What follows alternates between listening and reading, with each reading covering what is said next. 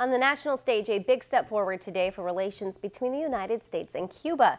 President Obama issuing an executive order lifting many restrictions put in place after the Cold War as an effort to promote democracy. Today, WENY Samantha Potter brings us more on what this means for the people of Cuba and the U.S. Samantha?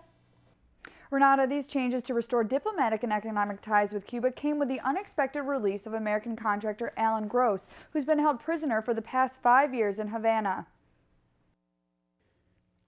In exchange for 3 Cubans who have been United States federal prisoners for the past 15 years on espionage charges, Alan Gross, an American who was imprisoned in Cuba, came home. With this change came plans from President Obama to establish diplomatic and economic relations with the communist island.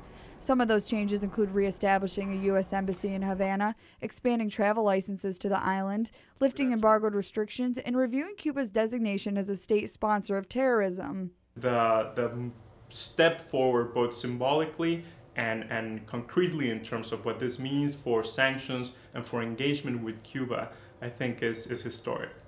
When the embargo was put in place in 1962, its goal was to promote democracy by putting pressure on Cuba commercially in hopes the government would fall or the people would revolt. This plan didn't work. Political experts now say the Obama administration is using this to gain business opportunities with Cuba.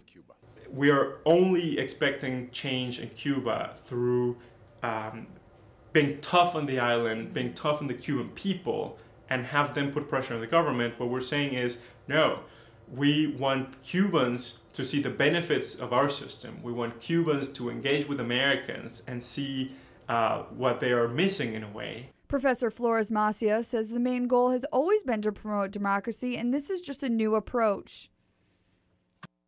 A trade embargo with Cuba remains in place and would need congressional approval to reverse. At the same time, President Obama made the announcement, Cuban President Raul Castro broke the news to his country, supporting the move. In the studio, Samantha Potter, WENY News.